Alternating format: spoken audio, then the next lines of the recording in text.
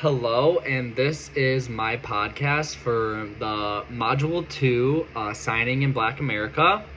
And I am going to touch on all of the points listed within this assignment. And I felt that I could articulate my feelings about this assignment better through a podcast. Because it is a massive part of ASL in ethnic difference, regional difference, and overall personality and style differences within the signing community. And I feel like it's a really important aspect to highlight those differences so others can learn from them and celebrate culture as a whole. So one of the first prompts to reflect on what you learned from this documentary, not only about ASL, but also ASL as well. And then the major thing that I noticed when watching the video for this assignment was the use and the style of ASL compared to BSAL, Black Sign Language.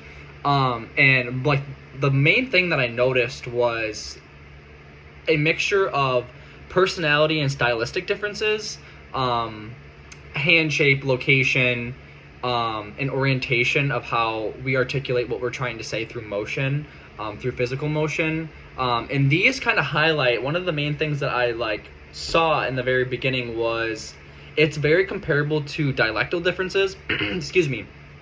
And we don't all talk alike, even though we live in the same country. Southerners talk different than Northerners. New Yorkers talk different than other Northerners. People on the West Coast have an accent that we notice that they may not notice. And it's also about the ability to notice and pick up on those differences and highlight those differences in order to celebrate them too. And learn from them is a really big part about this. So one of the main concepts too was ASL as a whole is not a universal language. And I feel like it's really important to express that and learn from that. Just the same way that people all around the globe use different languages. I feel like that's an important part of personal difference, cultural differences, and learning from our ancestors as well. And it allows us to show our identity, our self-expression, our connection to our friends, to our family, to our home is a really big part. I think about my home and where I grew up and the people who surrounded me, and that's what I saw in this video. It's community, it's family, it's language, it's love, it's sadness, it's happiness, it's everything, how you express yourself. It's no different how I express myself differently, but at the core root of it, it's self-expression. And that is what I want to, I know my favorite word here is highlight, but it's so valuable to learn from. And that is what I noticed in the very beginning of highlighting those language differences, because it's just, I feel like it's just so important to learn from those differences.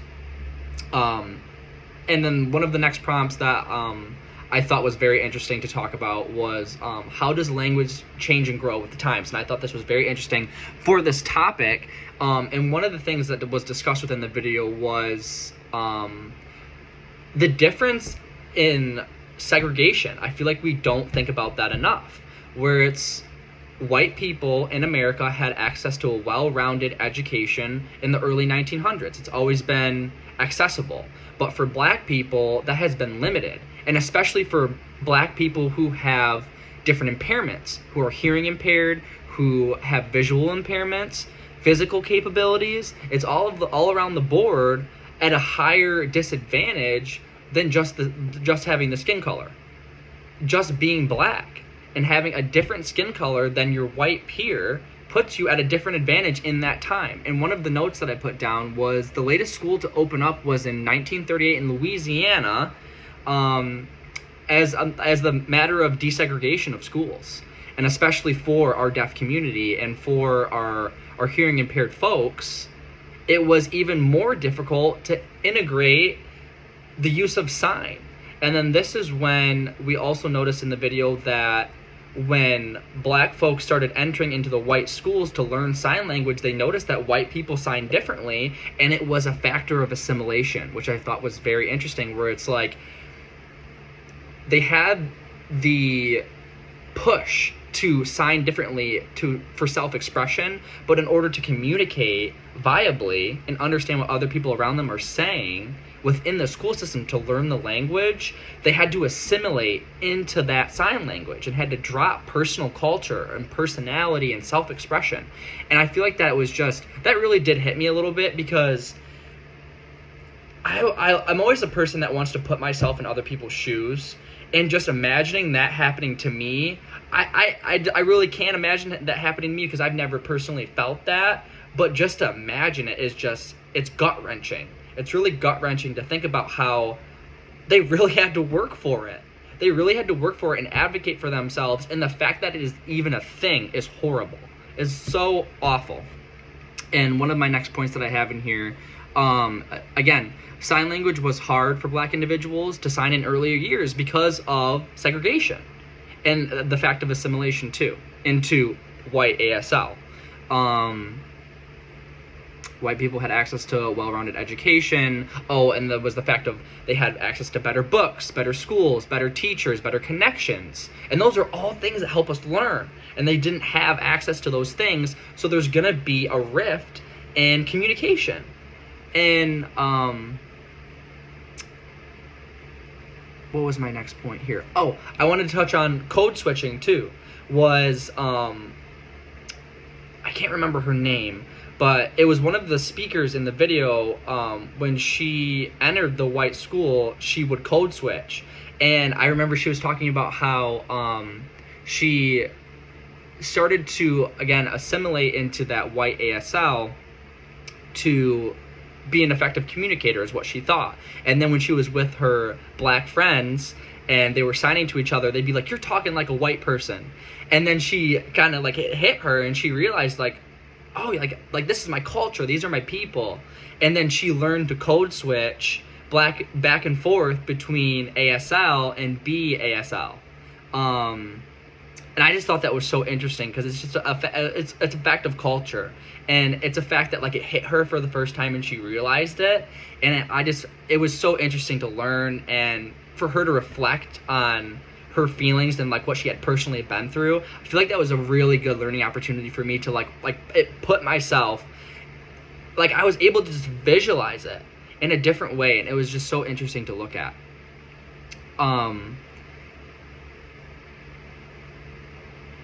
Okay, I talked about that, the code switching. And the thing with code switching too is, the aspect of in those earlier years, language has the opportunity to change. And code switching, also I'm going to get to this, code switching is now used, people view and BASL as less, I don't want to say like academically inclined, but less, what's the word I'm looking for, formal than ASL. And that's completely not true at all. That is a misconception. It is a myth. It is a stereotype. And I feel like that is just so important to highlight, because it's communication, it's personal difference, and it really truly does matter. And when we say, again, with formal and informal or whatever, it really does put me into a position where it's like, that is culture, that is heritage, that is history that you're trying to shove away. And it really kind of hit me again when watching that video that they talked about sometimes. Because I laugh, I think it's so funny, where it's like they're in a group of people, and then the one guy was talking about how I need to code switch into my white ASL, and I need to like tone it down, there's a lot of white people here. And because their communication style is a little bit different, and it reflects personality and style and heritage. And the fact that they even have to do that, I think they were kind of laughing about it too. But I think I thought it was a little bit funny. But that is the fact of language difference in early history, of what is accessible, who do we have to teach us, who are around us. It all impacts language. And as a unit, and as Black people had access to more education and well-rounded education, the realization of that we don't need to change for anybody is the big picture.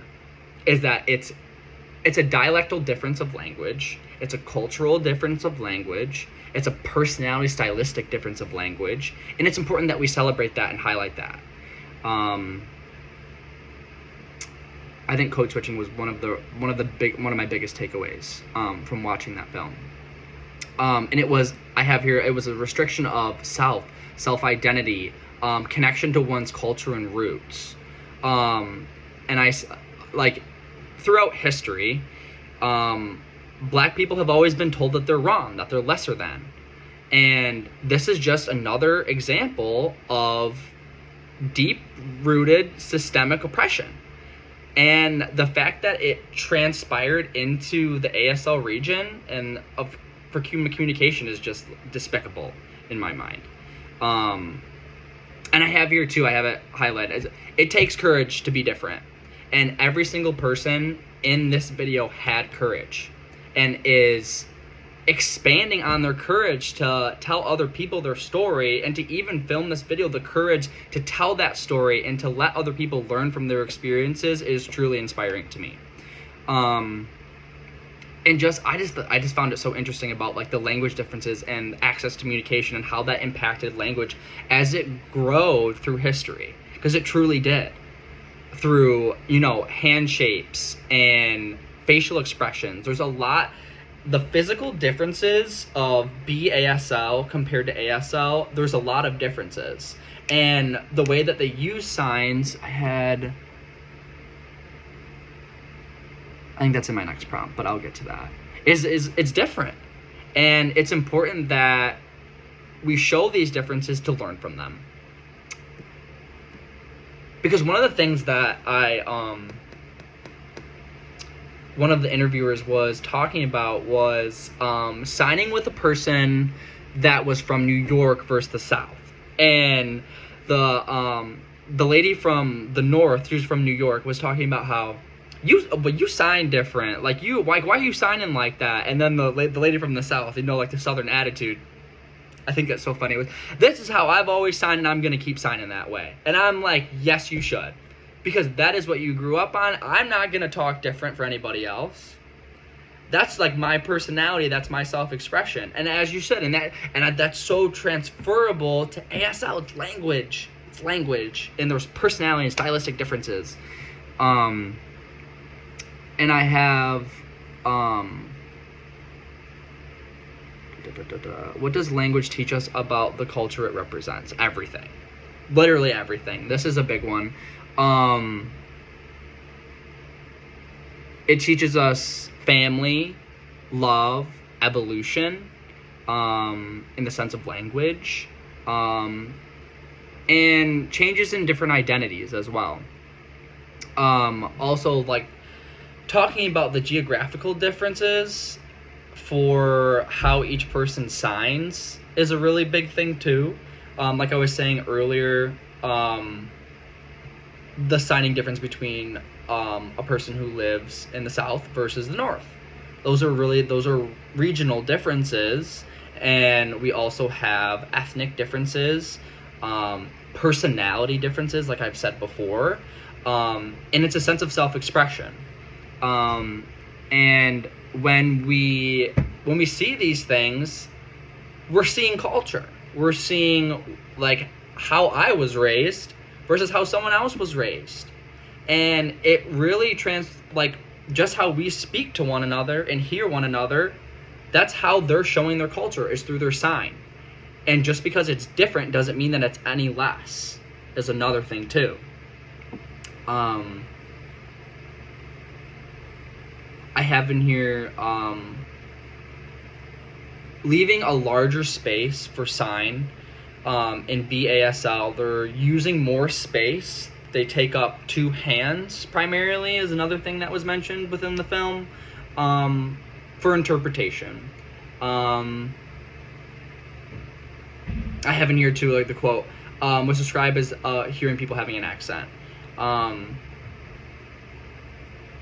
Just in this sense with culture, I could just see it instantly. The physical act of signing, personality difference is going to come through a lot.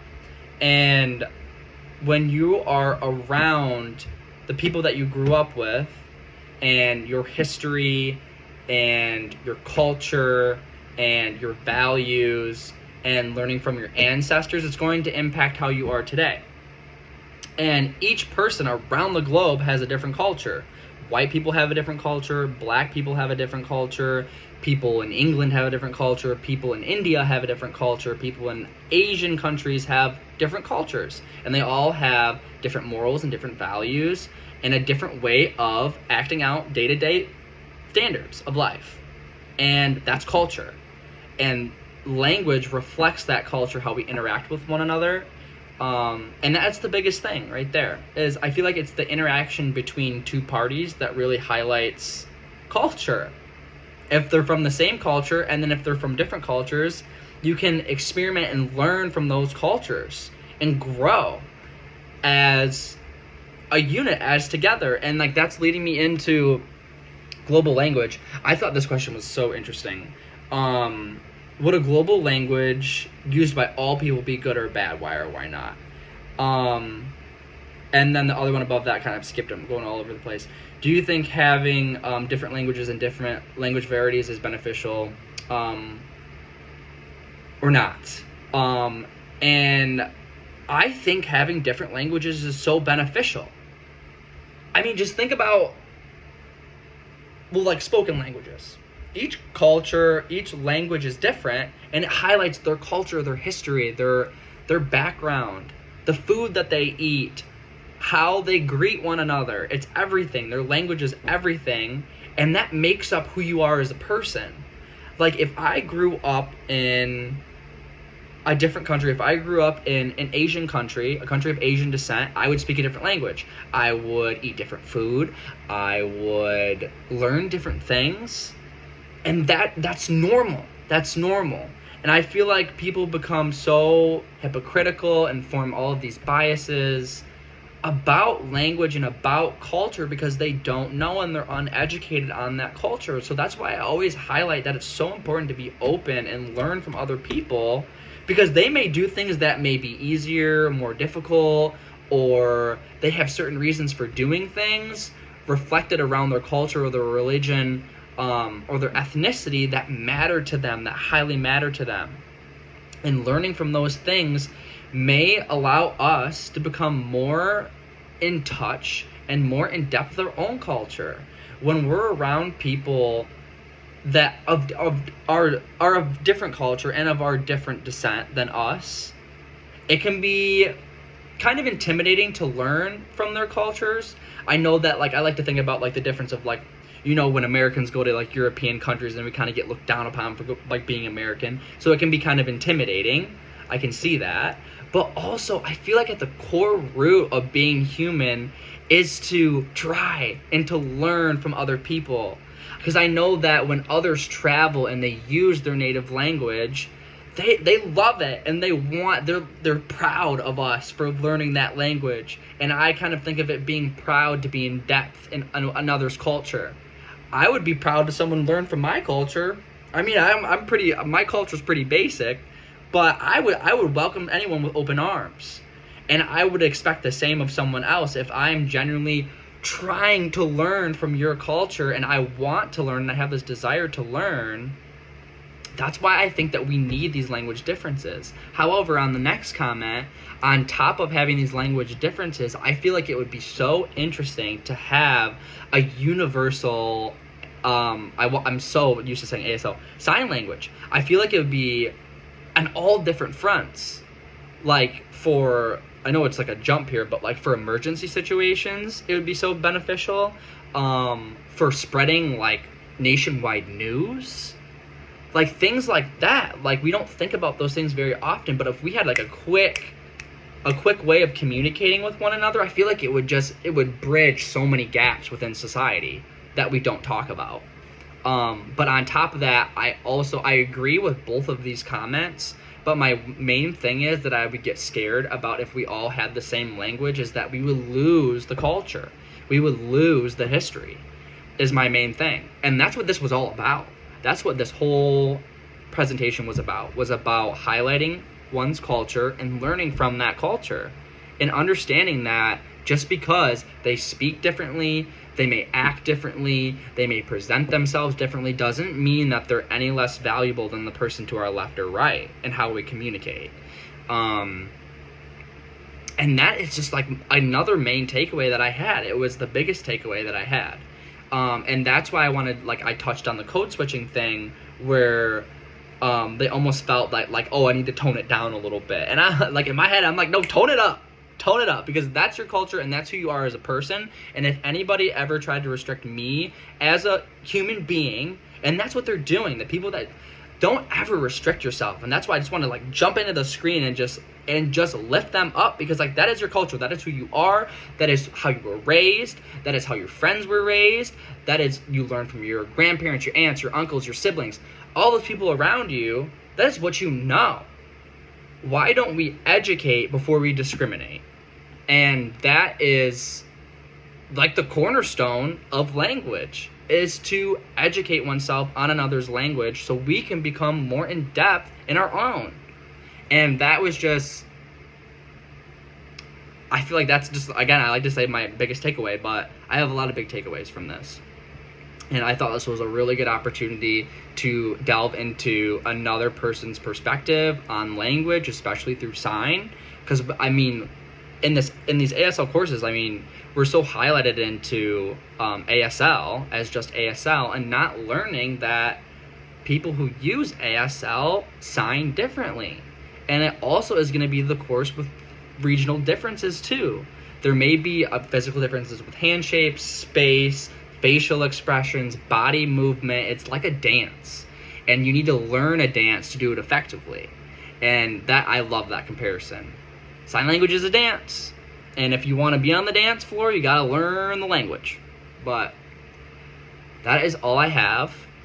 I love this assignment, and thank you for listening.